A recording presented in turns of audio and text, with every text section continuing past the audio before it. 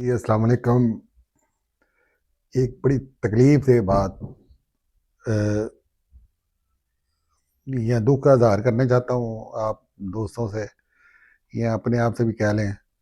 اور یہ جو سامنے بیٹھے ہوئے ہیں ان کے سے بھی، کہ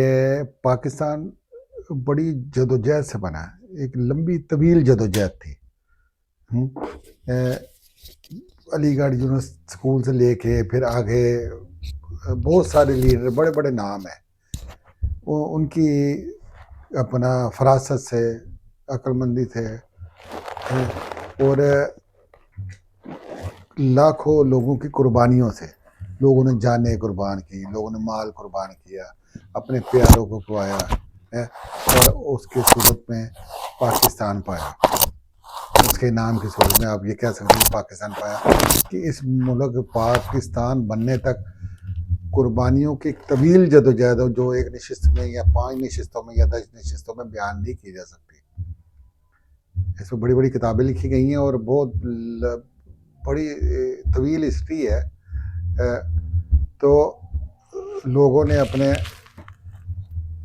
پیاروں کو کھویا اس میں، تو اپنا اب جو بدقسمتی یہ ہے کہ بننے کے ٹھیک 25 سال بعد یہ ہوا کہ 2 حصے ہو گئے، اور یہ مشرقی پاکستان ہم سے الگ ہو گیا، مغربی پاکستان جو تھا وہ 2 حصے میں بٹ گیا۔ اس میں سیاستدانوں کی کیا لیں نااہلیاں تھی، اور عالمی جو سامراج ہے اس کی سازشیں بھی شامل تھی، تو یہ 2 بھائی الگ ہو گئے، اس پہ قبضہ نہیں کسی نے کیا، آپ یہ کہہ سکتے الگ ہو گئے۔ تو اس کے بعد جو پاکستان بچ گیا وہ وڈیروں، جاگیرداروں، زمینداروں اور جنرلوں کے ہاتھے چڑھ گیا وہ بھی، اور سب سے زیادہ جو وڈیروں نے نقصان پہنچایا وہ سندھ میں، انہوں نے وہاں ترقی، اندرونی طور پہ ترقی نہیں ہونے دی، تعلیم کو عام نہیں ہونے دیا، پاکستان کو پاکستان بننے نہیں دیا حقیقی معنوں میں، بس میک اپ کے طور پہ کچھ نہ کچھ کرتے رہے ہیں۔ اگر کام ہوتا رہا تو پنجاب میں ہوتا رہا، بلوچستان کے سرداروں نے بھی وہاں تعلیم عام ہونے نہیں دی، سڑکیں نہیں بننے دی، اور ایسی چیزوں عوام الناس کے لیے مفید کام نہیں ہونے دی ہے۔ پھر پختونخوا جس کو پہلے سرحد کہتے تھے، یا کسی نہ حد تک جو شہری آبادی ہے کسی نہ کسی حد تک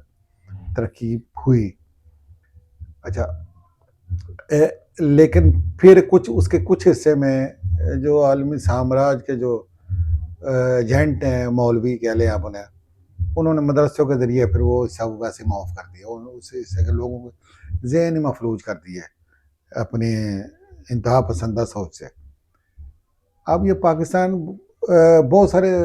مسائل میں جھگڑا ہوا، اندرونی بیرونی سازشیں میں گھرا ہوا، بہت ساری سازشوں کا شکار، بہت ساری مصیبتیں منہ کھول کر اپنے وقت کا انتظار کر رہی ہیں، وہ آئیں گی۔ تو اسی طرح ایک بہت بڑی مصیبت نظر آئی مجھے، جس کا میں اظہار کرنا چاہتا تھا۔ امین اللہ گنڈا پوری صاحب جو پختونخوا کے اپنا وزیر اعلیٰ ہیں، کہ ان کی جو سیاسی اختلافات ہیں مرکزی حکومت سے یا دوسرے صوبائی حکومتوں سے، انہوں نے اس کو تعصبات کی لہر کی طرف موڑنا شروع کر دیا،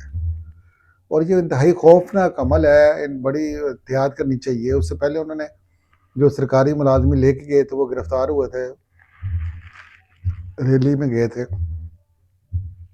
جو واپس آئے تو انہیں انعامات سے نوازا۔ مطلب ایک صوبے کا وزیر اعلیٰ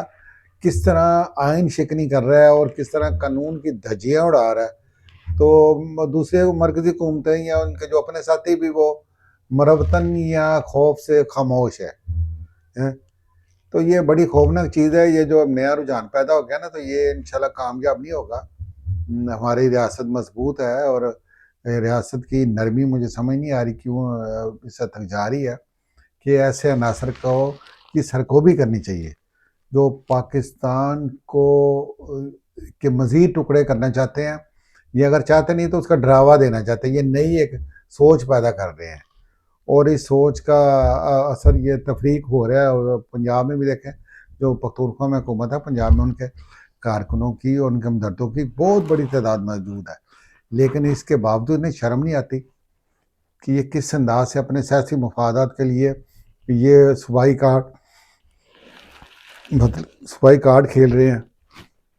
تو یہ اس خوف سے تھوڑی سی پریشانی ہے, اور یقینی طور پر امید ہے کہ لوگ پاکستانی باشعور ہیں وہ ان لوگوں کے جھانسے میں نہیں آئیں گے, اور یہ سازشیں کرتے رہیں گے تو ہم اس کی روک تھام کے لیے ہم بھی ڈھال بننے کی کوشش کریں گے, اپنا زبان سے, تحریر سے, یا جس حد تک ہماری قوت ہوگی ہم یہ شور ڈالیں گے, اور ایسے عناصر کی سرکوبی کرنے کی اپنی ضرور کوشش کریں گے.